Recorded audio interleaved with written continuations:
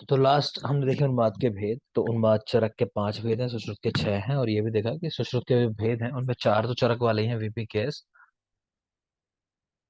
एक जो आगंतुक लिखा है ये नहीं है। इस आगंतुक की जगह हमने दो नाम देखे, एक ये विशज और एक मानस। तो वो याद रखेंगे, विशज और मानस भेद है, ठीक है। माधव करके 6 ही हैं सुश्रुत वाले। नेक्स्ट आ जाओ शोध के भेद। तो शोध के भेद में भी अगेन जो याद रखने की बात है वो एक ही है कि शोध के 3 भेद आकृति के आधार पे, प्रथुल, उन्नत और ग्रथित। नहीं पता तो लिख लो। ये वाग्भट के जो 3 भेद देख रहे हो ना, वाग्भट के 3, इनमें लिख लेना प्रथुल, उन्नत और ग्रथित। प्रथुल, उन्नत और ग्रथित, यही जरूरी है, बाकी कुछ जरूरी नहीं है।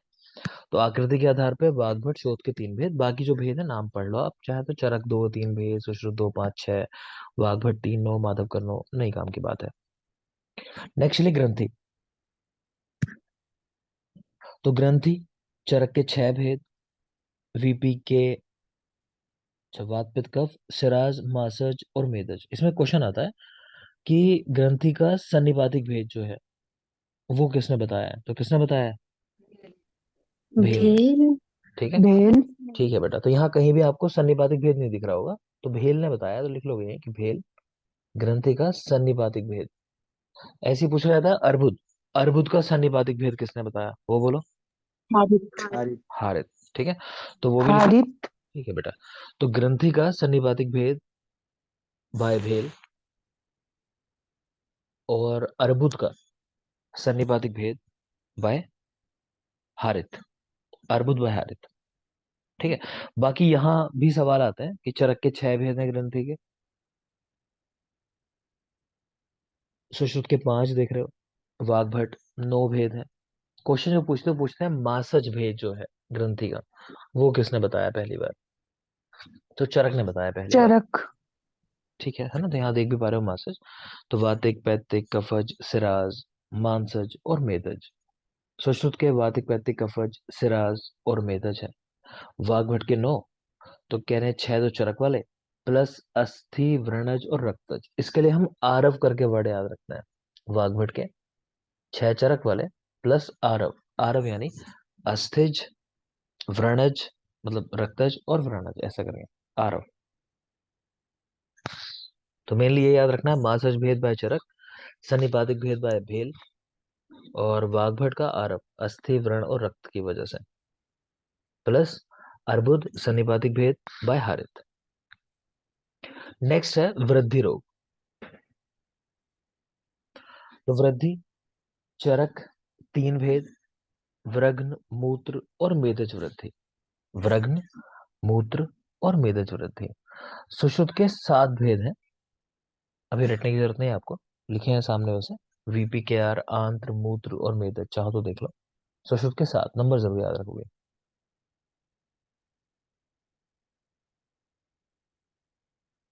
नेक्स्ट है श्लीपद। चरक का 1 भेद, यानी चरक ने कोई डिवीजन नहीं किया। ठीक है, सुश्रुत के 3 भेद हैं, वातिक, पैतिक, कफज। तो श्लीपद में जरूरी बात, एक ड्रग आपको बताई होगी कि ड्रग जो यूज होती है इसमें डेक। इथाइल कार्बाजमीन। ठीक है बेटा, डाई। डाइथाइल कार्बाजेमिन। ठीक है, डाइथाइल कार्बामेजिन। ठीक है, डाई इथाइल कार्बामेजिन, डेक, डीईसी करके लिखते हैं उसको। प्लस यही हमने बात की होगी कि आनुपदेश में अम्लपित्त रोग जो है वो होता है, उसका सुक्तक नाम से वर्णन किया है। ठीक है, पृथक काश्यप अध्याय ने। में वर्णन किया है काश्यप ने। काश्यप। ठीक है, इसी तरह श्लीपद भी है। श्लीपद भी आनुपदेश में अधिक होता है, ये कहा है किसने? वाग्भट ने। माधव हाँ ने। बेटा, वाग्भट ने। वाग्भट ने कहा है बेटा, वाग्भट। तो याद रखोगे। तो श्लीपद चरक का 1 भेद, सुश्रुत के 3 भेद। अब तो आपको शायद रस भी बता दिया होगा, एक रस आता है नित्यानंद रस। नित्यानंद। ठीक है, श्लीपद में इस्तेमाल होता है। नित्यानंद रस। ठीक है बेटा, तो यस नाम सर। लिख सकते हो नित्यानंद रस श्लीपद। हरितकी की भावना है उसमें, वो भी जरूरी बात है, हरितकी। ठीक है, नित्यानंद रस हरितकी की भावना श्लीपद रोग में यूज करता है, याद रखोगे। सामने इसके दुष्य भी लिखे हुए हैं, कफ, मांस, रक्त, ये भी याद कर लेना कि श्लीपद में दुष्य क्या है। तो हम कमर करके याद रखते हैं कि श्लीपद जो है कमर के नीचे की व्याधि है, नॉर्मली अगर देखो तो आप, मतलब पैरों की व्याधि है ऐसे। तो कमर यानी कफ, मांस और रक्त, इनका इन्वॉल्वमेंट होता है श्लीपद के अंदर। नेक्स्ट है भगंदर। तो भगंदर के बारे में पहली जरूरी बात कि कौन सा रोग है जो कभी भी सुख साध्य नहीं होता, तो वो भगंदर है। ठीक है, कभी भी सुख साध्य नहीं होता। चरक ने कोई इसके भेद नहीं बताए। सुश्रुत ने 5 भेद बताए हैं और वाग्भट ने 8 भेद बताए हैं। फिलहाल तो नंबर याद रखो। रोहित, वाग्भट के 8 भेद बता दोगे कौन कौन से?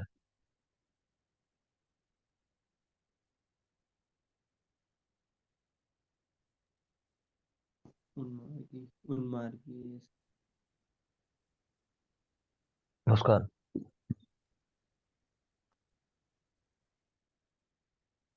सर अर्श के भगंदर के बेटा। भगंदर के सॉरी सर भगंदर के सतपोना कुष्ठगिरी परिश्रावी संभुकाव्रत उन्मार्गी और इसके अलावा परिक्षेपी ऋजुग्रंथि और अर्श भगंदर। अच्छी बात है ना? तो 8 भेद है वाग्भट के। खैर, जिनको याद है या जिन्होंने पढ़े हैं तो उनका रिकॉल कर लेना। बाकी जिन्होंने नहीं पढ़ा तो जल्दी आप लोग देखोगे। नेक्स्ट देखोगे अर्श के भेद। अर्श चरक के 2 भेद हैं, सहज और उत्तर कालज, या फिर आर्द्र और शुष्क अर्श, ऐसा भी हम याद रखते हैं। और सुश्रुत के 6 भेद हैं, वीपी के आरएस और सहज। वीपी के आरएस और सहज अर्श।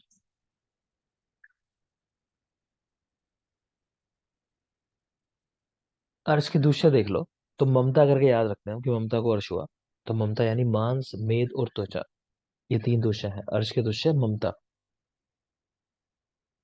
मांस, मेद और त्वचा। सुश्रुत कहना है त्वचा और मांस, छोड़ो आप पूरा याद रखो। ममता वाला वही ज्यादा जरूरी है। नेक्स्ट है पांडु के भेद। तो पांडु बताया था आपको 5 भेद है चरक के, वीपी के एस और मृद भक्षण करना मिट्टी खाने से। ये सुश्रुत के लिखे गलत लिखे हुए हैं। अच्छा हाँ, ठीक है, नंबर 4 है। मुझे लगा वो 4 ब्रैकेट में जो लिखे हुए हैं। ठीक है, तो सुश्रुत के 4 हैं। तो ये 4 होते हैं वीपी के एस। बाकी पान की, लाघरक, अलसाख्य वो पांडु के पर्याय बता दिए। ठीक है, तो है इनके 4 ही। मृद भक्षण ने नहीं माना, मिट्टी खाने से होने वाला पांडु। माधव के 5 है चरक जैसे, हरित के 8 हैं। 5 चरक वाले प्लस कह रहे हैं 2 कामला होता है, कामला कुंभ कामला, और एक हलीमक होता है। 2 कामला और एक हलीमक। तो हरित के 8 भेद।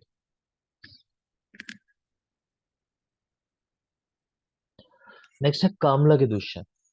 तो चरक ने कामला के दूषण में रक्त, मांस और त्वचा ये बताया। एक ट्रिक हम याद रखते हैं कि सर चरक। त्वचा नहीं है इसमें। सर त्वचा बच्चा नहीं नहीं है। है सर। एक मिनट, त्वचा नहीं है चरक वो। पांडु से पांडु मरते, से कामला मरते से मरे। कामला से मरे। ठीक है, पांडु आप नहीं है ट्रिक लिख लो, कामला। आंसर निकल जाएगा आपका। लिख लो। देखो, चरक पांडु से मरते और कामला से मरे। मतलब कि चरक जो है पांडु से मरने वाले थे, लेकिन फिर मरे किससे? कामला से। मतलब और ज्यादा भयंकर बीमारी हो गई। तो मतलब क्या है? चरक पांडु से मरते, तो पांडु में मरते यानी मांस, रक्त और त्वचा। तो वहां है मांस, रक्त, त्वचा। और कामला से मरे, तो मरे मतलब मांस और रक्त। तो सही कह रहे हैं। तो कामला में सिर्फ मांस और रक्त है, त्वचा नहीं है, हटा दोगे त्वचा।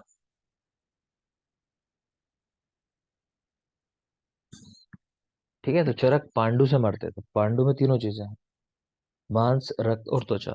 और कामला से मरे, तो कामला के अंदर मांस और रक्त।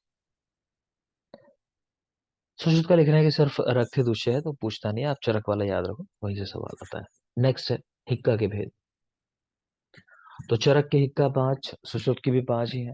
डिफरेंस बस एक है कि सुश्रुत ने एक यमला हिक्का मानी है व्यपेता के स्थान पे। ये जो व्यपेता दिख रहे हैं ऊपर, इसकी जगह यमला मानी है। तो 5 हिक्का, अन्नज, व्यपेता, शुद्र हिक्का, महाहिक्का और गंभीरा हिक्का। अन्नज, व्यपेता, शुद्र हिक्का, महाहिक्का और गंभीरा हिक्का। तो सुश्रुत की 5 ही है, लेकिन व्यपेता की जगह बस यमला कर दिया। तो सुश्रुत के हिक्का 5 ही है।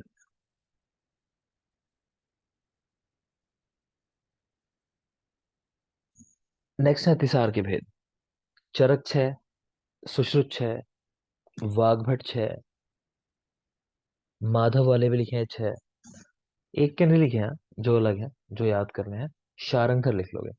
देखो, शारंगधर 7, शारंगधर के 7 भेद हैं। क्या डिफरेंस है? ये तो सब आप पढ़ चुके होगे, भेद वगैरह तो बता रखे हैं आपको अच्छे से। हम्म। शरद के भय से सुश्रुत चरक का ठीक भेद है, और हाँ। शोकज, आमज और भय। चलो ठीक है, बाकी आप देख लो जिनको नहीं समझ में आया हो। तो चरक के देख रहे हो 6 VPKS, वातिक पैतिक कफज सन्निपातज, और साथ में 2 है भयज और शोकज। तो भय और शोक वाला भेद। सुश्रुत के कह रहे हैं कि चरकोक्त भयज के स्थान पर आमज माना है। तो यानी सुश्रुत डरते नहीं थे, भय नहीं खाते थे किसी का, है ना, सर्जन है, सर्जन डरते नहीं है। तो भयज नहीं माना उन्होंने, भयज की जगह आमज अतिसार माना है। ठीक है। और शारंगधर ने क्या कर दिया, इन सबको ऐड कर दिया, मतलब भयज, शोकज और आमज। तो टोटल 7 हो जाते हैं उनकी 6 की जगह। तो अतिसार के भेद, चरक के 6, सुश्रुत के 6, शारंगधर के 7। बात समझ में आई? तो सुश्रुत जो है डरते नहीं थे, तो उनका भयज भेद नहीं है, उसकी जगह आमज है। बाकी देख लो, कोई खास नहीं है। नेक्स्ट है बेटा विसर्प के भेद। तो विसर्प चरक के 7, VPKS, आग्नेय, ग्रंथि और कर्दम। तो विसर्प के भेद चरक के 7, VPKS, आग्नेय, ग्रंथि और कर्दम। ये जो भेद है ना, आग्नेय, ग्रंथि, कर्दम, इनके दोष आप लोग को याद होंगे। आग्नेय में जो होता है वो वात और पित्त, वात और पित्त, ग्रंथि वात वात का कफ, वात और कफ, और कर्दम कदम पी पित्त कफ। पित्त और का कफ। ठीक है ना, तो समझ लेना। अग्नि जल रही होगी तो वात से पित्त से जल सकती है। ग्रंथि जो बनती है वात कफ को सुखा देता है, तब बनती है। और कर्दम यानी कीचड़, तो कीचड़ में पी के गिर जाते हैं लोग, पीने के बाद गिर जाते हैं ना, तो पी के। तो पित्त कफज कर्दम। सुश्रुत के 5 भेद हैं विसर्प के। नेक्स्ट देखोगे तृष्णा के भेद। तो चरक की तृष्णा 5, सुश्रुत की 7। ये भी ध्यान आ रहा होगा, रिसेंटली शायद बात की थी हम लोगों ने इसकी भी, कि चरक के जो है अगर पूछा जाए कि तृष्णा जो है किस दोष की वजह से नहीं होती, तो क्या आंसर लगाना है? की वजह से नहीं होता। कफज, कफ दोष। ठीक है बेटा, तो ये ध्यान रखना, कफज तृष्णा नहीं होती, क्योंकि कफ तो अपने आप में जल है, तो कफज तृष्णा नहीं होती। ठीक है। बाकी तो नॉर्मल चीज आप पढ़ लो, नंबर याद कर लो, उससे ज्यादा मत देखो। तो चरक के तृष्णा के 5 भेद सुश्रुत के 7, फिलहाल इतना याद रखो आप। चरक के 5, सुश्रुत के 7। और चरक की 5 जो तृष्णा है, उनमें कफज भेद नहीं है, ये याद रखना है। अच्छा, आमस तृष्णा के दोष क्या है, कोई बताएगा? पित्त और आम। ठीक है ना। तो हम पित्त के साथ आम। ठीक है बेटा, तो लिख सकते हो आमस तृष्णा में पित्त के साथ आम है, कहीं कफ लगा दो वहाँ, कफज भेद नहीं होता। तो पित्त और आम। नेक्स्ट आ जाओ विष के वेग, कितने कितने होते हैं। तो चरक विष के 8 वेग, मतलब कि मृत्यु जो होती है लास्ट में जाके होती है, ऐसा लिखते हैं। तो 8 वेग हैं चरक के टोटल, और सुश्रुत के 7 वेग हैं विष के। मनुष्यों में चरक 8 वेग और सुश्रुत 7 वेग विष के। जानवरों में 4 हैं, इनके 4 पैर होते हैं। और पक्षियों में 3 वेग हैं, पक्षियों में 3 वेग। तो सबसे जरूरी सवाल होता है कि कौन सा उदर रोग है जहां विष का प्रयोग कराता है, तो वो याद रखोगे। पाद जल सन्निपात। ठीक है बेटा, जलो, कोई जलोदर बोल रहा है, जलोदर नहीं है ना। चलो जी। संधिपातोदर या नीचे उदर, उसमें कराता है विपरीत विष का पान। ठीक है, तो वो याद रखना। बाकी यहाँ भी आया है चिकित्सा के अंदर, बीवी शार एवं कपित से काका के संज्ञा स्थापन के लिए विपरीत विष का पान करती है ना, ऐसा कोड। तो कौन से वेग में है यहाँ विष के?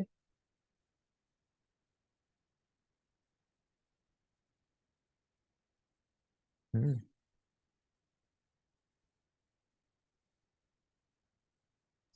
7th। 7th में ही है। 8वें में शिखी पीते हैं ना, तो 7वें वेग में है चरक का। यहाँ भी लिख सकते हो। ये शांत हो गए। हाँ, सर माइक कौन सी? माइकोन नहीं थी। 7th वेग है, तो यहाँ भी लिख सकते हो विष का 7वां वेग जो है, वहां पे विपरीत विष की बात आई है कि अगर स्थावर विष का प्रयोग किया गया है शरीर के ऊपर तो जांगम विष, और जांगम विष का प्रयोग किया गया है तो स्थावर विष। बाकी एक आपको बताया कि उदर रोगों में भी, जो सन्निपातिक उदर रोग है जिसको नीचे उदर भी कहते हैं, तो वहां पे भी विष प्रयोग की बात आई है। कि एक फल का प्रयोग कराता है, उसको सांप से दंश करवा के उसका प्रयोग करवाने की बात आई है। स्थावर विष की संख्या, तो चरक 21, स्थावर विष, चरक 21, सुश्रुत 55 और भाव प्रकाश 9। मेनली चरक सुश्रुत याद रखना। चरक के 21 है स्थावर विष और सुश्रुत के हैं 55, तो 21 और 55 और भाव प्रकाश के 9। नेक्स्ट है स्थावर विष के अधिष्ठान। तो 10 अधिष्ठान है स्थावर विष के और जांगम विष के लिखे हैं 16। स्थावर यानी समझ गया, पेड़ पौधे जो होते हैं उनमें विष के 10 अधिष्ठान, और जांगम विष तो एनिमल जो होते हैं उनमें 16 अधिष्ठान बताया गया। तो स्थावर विष के 10 और जांगम विष के 16 अधिष्ठान। नेक्स्ट है विष के गुण। तो सबके 10 है, वाघभट के 11, शारंगधर के 8। मतलब चरक सुश्रुत के 10, वाघभट के 11 और शारंगधर के 8। मेन बात याद रखोगे कि चरक के 10 गुणों में ना एक अनिर्देश्य गुण है, अनिर्देश्य। और सुश्रुत के 10 गुणों में एक अपाकी गुण है। वाग्भट ने क्या किया, अनिर्देश्य और अपाकी दोनों को भी काउंट कर लिया, तो उनके टोटल 11 हो जाते हैं 10 की जगह। तो चरक विष के 10 गुण, सुश्रुत विष के 10 गुण, चरक का अनिर्देश्य, सुश्रुत का अपाकी, वाग्भट के 11। तो अनिर्देश्य और अपाकी दोनों जोड़ दिए तो 11 हो जाते हैं। शारंगधर के 8 है। वो श्लोक है पूरा, आग्नेयम जीवितरम छेदी मदा वह वैसा करके, आप छोड़ो, फिलहाल नंबर याद रखो कि 8 होता है शारंगधर के। और सबसे जरूरी जो सवाल है वो लिख सकते हो। एक सवाल पूछा जाता है, विष अपने किस गुण के कारण दुष्चिकित्सा होता है? तो उसको ठीक करना सबसे मुश्किल है इस गुण। लघु हाँ बेटा, लघु गुण के तो कारण। लिख लोगे गुण लघु के गुण। कारण। ठीक है, तो लघु गुण लिख लेंगे, लघु गुण के कारण विष दुष्चिकित्सा होता है।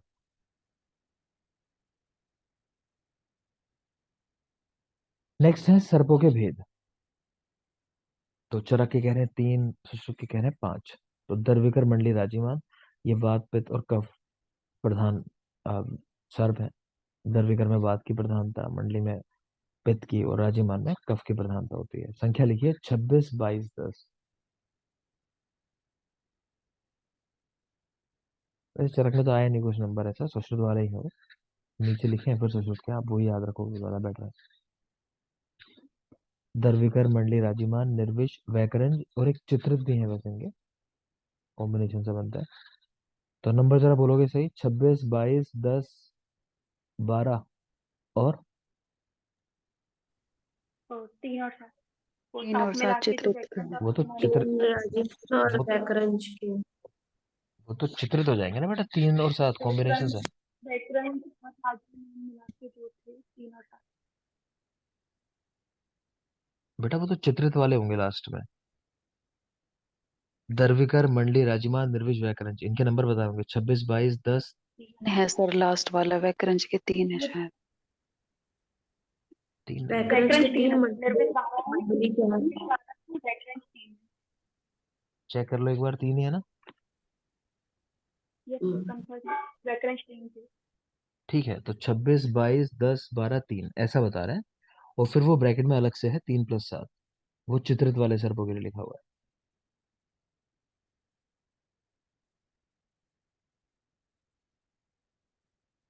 बल्कि वो भी 3+7 थोड़ी है, 3+4 है, टोटल 7 होते हैं, ऐसा ही है ना? यस सर, वो व्याकरण और राजीमान करके आपने बताया था चित्रित के लिए जो होता है। हाँ, तो वो 3 और 4 होंगे ना, 3+7 जो लिखा है इसकी जगह। यस सर, टोटल टोटल 7 है। ठीक है, सर ठीक है व्याकरण बेटा, 3 है और चित्रित 7 है, 4+3। ठीक है। तो 26, 22, 10, 12, 3 आप लोग तो ऐसा याद रखो, अभी छोड़ो बाकी जो लिखा है, ये कंफ्यूज करेगा आपको, आपने अगर पढ़ा नहीं है तो वो कंफ्यूज करेगी चीज। आप ऐसे याद रखो 26, 22, 10, 12, 3। ठीक है, दर्विकर मंडली राजीमान निर्विश व्याकरण क्रमशः 26, 22, 10, 12 और 3, इस तरह याद रखिए। आगे देखेंगे सर्प दंश के भेद। तो सुश्रुत के 3 और वाग्भट के लिखना है 5। नंबर याद रखना, सुश्रुत 3 और वाग्भट के 5। अंदर क्या लिखा है वो छोड़ो, आप नहीं चक्कर में पड़ोगे। तो सुश्रुत 3, वाग्भट 5। नेक्स्ट है अरिष्टा बंधन। अरिष्टा बंधन क्या होता है कि सर्प वगैरह कुछ काट ले तो उसके विष को रोकने के लिए वहीं पे, ठीक है, एक सूत्र बांध दिया जाता है।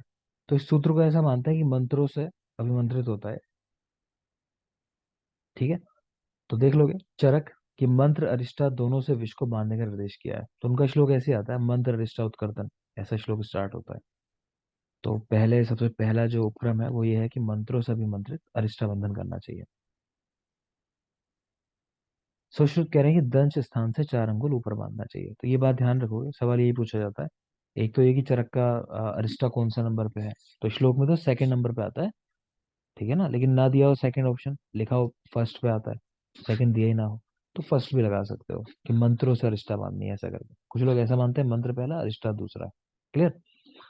सुश्रुत की अगर बात करें तो उन्होंने ये लिख दिया कि दंश स्थान से 4 अंगुल ऊपर इसको बांधना चाहिए। तो जहां पे दंश हुआ है ना उसके 4 अंगुल ऊपर बांधते हैं, ये भी याद रखना, सवाल यही पूछता है ज्यादातर। नेक्स्ट आते हैं शस्त्र कर्म, किसके कितने हैं। तो सुश्रुत के 8 हैं शस्त्र कर्म, चरक के 6 हैं, वाग्भट के 13 हैं। नए बैच वाले बच्चे मेरे से इसकी रिकॉर्डिंग ले लेंगे लेक्चर की, और वो पूरा रटना है आपको, उसमें टाइम लगता है ना। सुश्रुत जब पढ़ोगे तब पढ़ोगे, तो ये रिकॉर्डिंग मेरे से मांग लेना, शस्त्र कर्म वाली, कि किस रोग में क्या कर्म कराया जाता है, ये बहुत जरूरी है। फिलहाल तो नंबर याद करते हैं। तो सुश्रुत के 8 हैं शस्त्र कर्म, चरक के 6 हैं, और वाग्भट के 13 हैं। सुश्रुत 8, चरक 6, वाग्भट के 13। वाग्भट में भी जो 13 लिखा है ना, तो ये लिखा है हृदय का। संग्रह के 12 हैं। कौन सा नहीं मानते संग्रह? दहन दहन नहीं माना। ठीक है, ये दहन जो लास्ट में देख पा रहे हो, ये नहीं माना है, तो लिख सकते हो वाग्भट में भी ब्रैकेट में लिख लो यहाँ इसके आगे, ये किसके हैं, हृदय के हैं 13। और संग्रह के में दहन नहीं है, तो संग्रह के 12 ही हैं। सुश्रुत के 8 में क्या क्या है, छेदन, भेदन, लेखन, वेदन, एशन, आहरण, सीवन और विश्रावण। छेदन, भेदन, लेखन, वेदन, एशन, आहरण, सीवन और विश्रावण। नजर अच्छे से डाल लोगे। चरक वाले 6, तो इसकी ट्रिक लिख लो, चरक के 6 के लिए ट्रिक लिख लो। पहले तो नाम लिख लो, फिर ट्रिक बताता हूँ। फर्स्ट है, लिखो छेदन, फर्स्ट छेदन। सेकंड लिखो पाटन, लेखन, वेदन, प्रच्छान और सीवन। छेदन, पाटन, लेखन, वेदन, प्रच्छान और सीवन। तो हम लोग ऐसे याद रखते हैं कि किसी को चीटिंग करने को बोल रहे हैं कि भाई चीटिंग कर लो, कि पर्चे सारे छाप लो, जैसा है ना वैसे लिख लो। तो छाप ले बे पर्चे सारे, किसी को बोल रहे हैं कि छाप ले बे पर्चे सारे। तो छाप ले यानी छेदन, पाटन, लेखन, छाप ले। वे यानी वेदन, पर्चे यानी प्रच्छान, सारे मतलब सीवन। तो ये चरक के 6 है।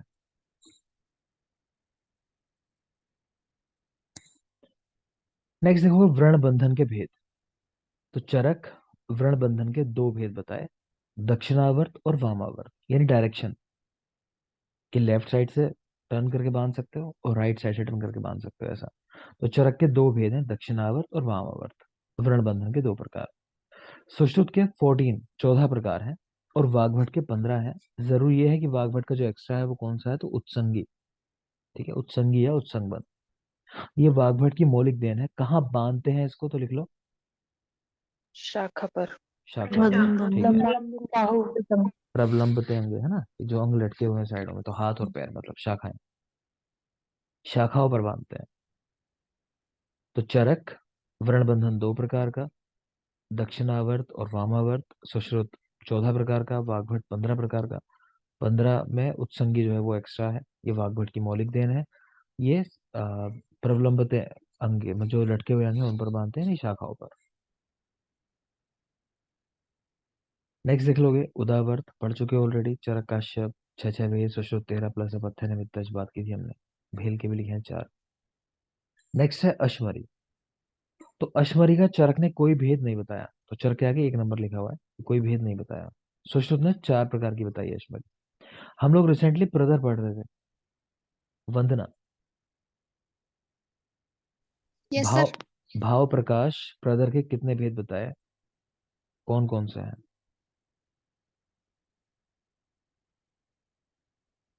असरगर सर पढ़ा है ना, 4 बताए, कौन कौन से? के, पी, वी और सन्निपातज। तो उन्होंने कफज भेद पहले क्यों लिखा है भाव प्रकाश ने? सर प्रवृत्ति की वजह से रक्त की। रक्त की अति प्रवृत्ति बताने के लिए, ठीक है ना, तो वो सब याद रखोगे। इसी तरह मैंने आपको बताया होगा वहां भी कि अश्मरी में भी ऐसा है कि पहले कफ का नाम आता है, तो उसका रीजन है ये बताने के लिए कि भाई अश्मरी जो होती है वो कफ दोष का इन्वॉल्वमेंट होता है उसके अंदर, ये बताने के लिए। खैर फिलहाल तो नंबर याद रखो। तो चरक एक भेद है अश्मरी का, सुश्रुत के चार भेद हैं, ये याद रखोगे।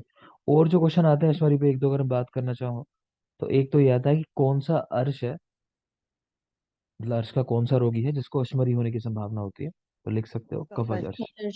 कफजर्श। एक आता है बेटा कुलत, जो कुलत की दाल है, तो वो अश्मरी में प्रयोग की जाती है। अश्मरी के रोगियों के लिए पथ्य है, उसको तोड़ने का काम करती है कुलत की दाल, लेकिन उसको कहाँ नहीं लेते, शिलाजीत के साथ उसका प्रयोग मना है।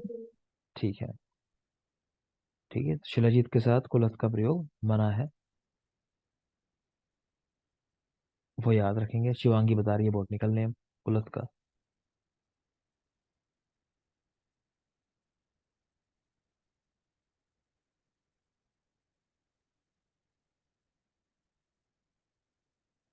पर शिवांगी नहीं याद आ रहा। तुम पूछ रही थी मेरे से कौन से नाम याद करने हैं, कि दो जगह नाम दिए हुए हैं, कौन से याद कर लिए? टेबल वाले। याद कर लिए? चलो कोई भी पांच बॉटनिकल नेम बताओ मुझे जो याद है, किन्हीं भी पांच प्लांट्स के।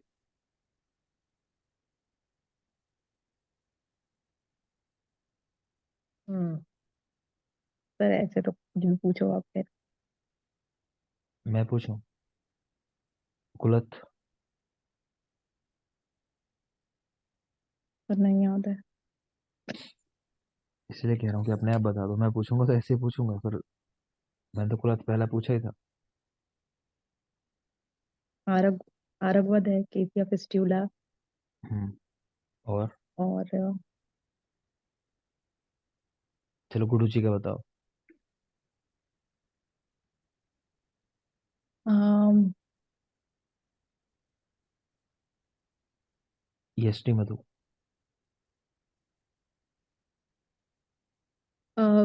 यष्टि मधु का था ग्लेसेरिया, ग्लाइसोरिया करके कुछ था। ठीक है, ग्लिसराइड ग्लिस लगा। हाँ। ठीक है, पिपली का बताओ।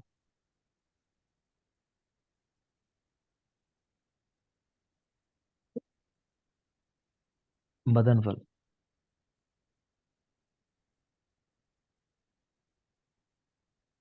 नहीं। रोहित, कुलत का नाम।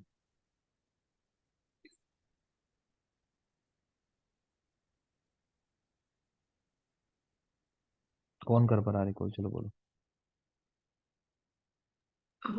सर मैक्रोटाइल कुछ मैक्रोटाइलोमा करके नहीं। है। नहीं। हम्म। यूनिफॉर्म नहीं। डोलिकोज लबलब। मैक्रोटाइलोमा यूनिफ्लोरम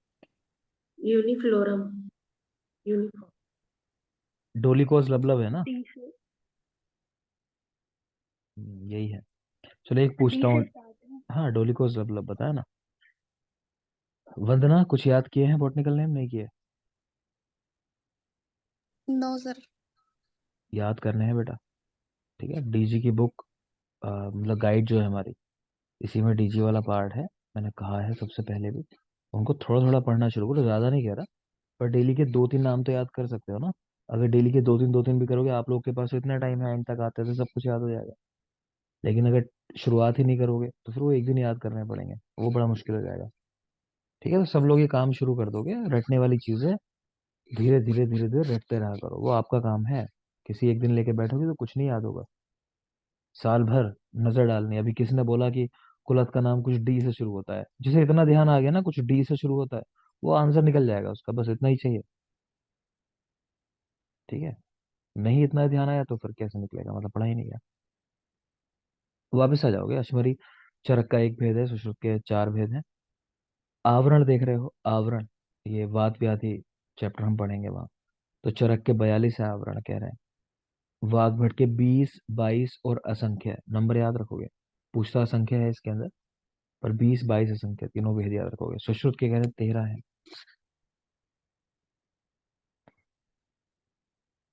माधव कह रहे हैं कि आवरण का वर्णन नहीं किया, गलत लिखा है, सही कर लोगे। 10 जो यहाँ लिखा है वो करेक्ट है।